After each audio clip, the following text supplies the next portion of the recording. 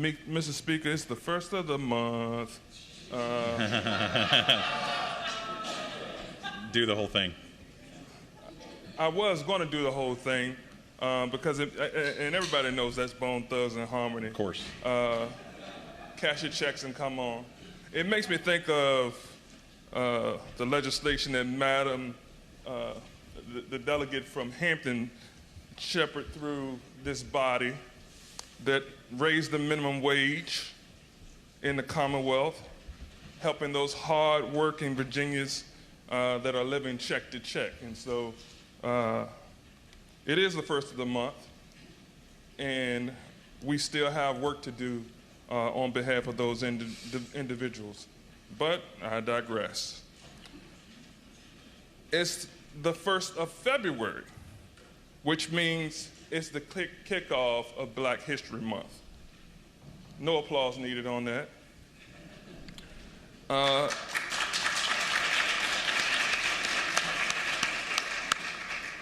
As I've stated before, so much of what we've done here in the Commonwealth, or not so much of what we've done, but those individuals that have historically had our roles, our historical counterparts,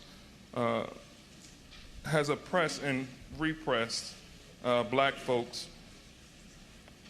And that means that we have a particular charge of accountability for redressing these historical wrongs. Last year, I came to you with a stack of books. I think that bored you a bit.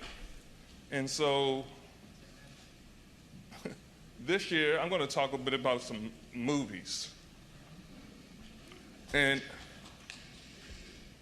one of the, I'm not going to talk much about this movie, but one of the things I would suggest that you look at, to just look at the ills and how they're systematic, and some say systemic, challenges we have, not just here in the Commonwealth, but across the nation. And that is a flick called Snowfall on FX. And while it's been my honor to kick this off the last few years, I really struggled on what I wanted to speak about. Lately, we've been hearing 3 words when we talk about history: the good, the bad, and the, you've heard the same thing. It made me think a bit about hip hop, a beautiful art form birthed from a very complex space. Hip hop is not just rap music, it's a culture. I grew up in and around hip hop, from LL Cool J, Run DMC, Ghetto Boys, Public Enemy. You all should have, I bet you all have your favorite hip hop artists. Maybe Snoop Dogg, Mr. Speaker. And we can't forget our Virginian hip hop artist, Missy Elliott. I saw your tweet. That was pretty funny when we recognized her. I won't try to read that tweet. Timberland, the Super Friends, Pharrell, who's been a friend of ours. Jay-Z is my guy, as Leader Scott knows. But then I thought, that's just way too big, way too broad. And I tried to narrow it in.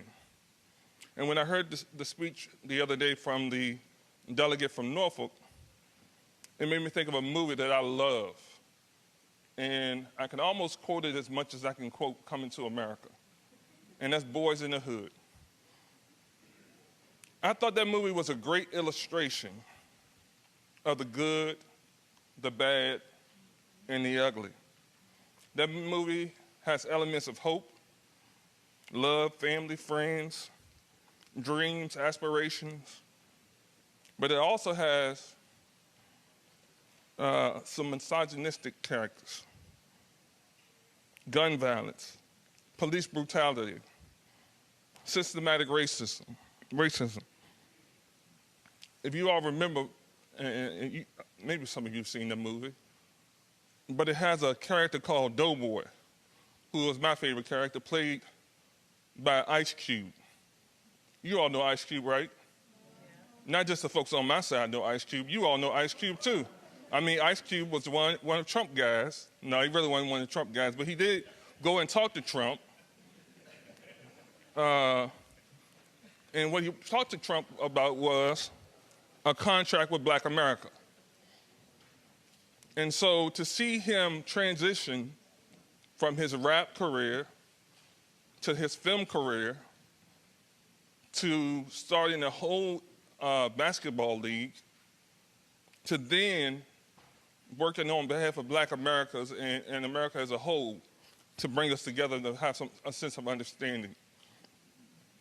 Mr. Speaker, what I would hope that we would do, this is something that we could do.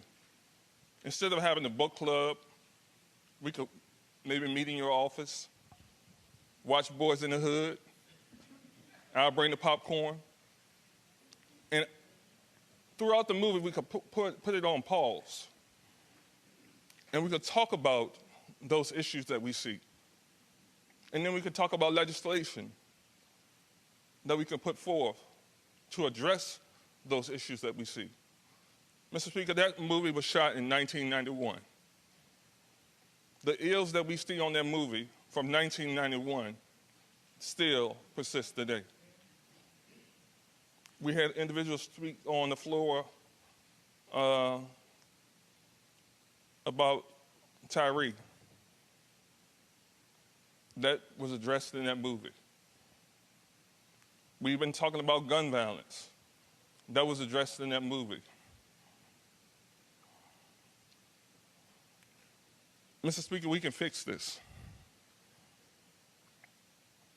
This is the only way we can move forward, and that is together. So it remains my prayer that we would address making our communities safer, more affordable housing, more informed communities, healthier communities, and doing that together. Now, I know, Mr. Speaker, I can't speak too long because the calendar is full and we're running out of time. But, Mr. Speaker, I am very anxious to listen to the speeches from both sides of the aisle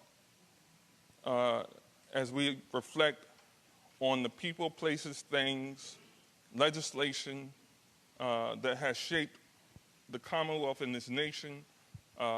And I hope to come back and do my speech because, again, Mr. Speaker, I couldn't decide this morning what I wanted to speak on, but I do want to make sure that everyone knows that everyone will be in their seats listening attentively to your speeches as we commemorate and shine a light on things good, bad, and ugly that have not only impacted the Black community, but the Commonwealth as a whole. Thank you, Mr. Speaker.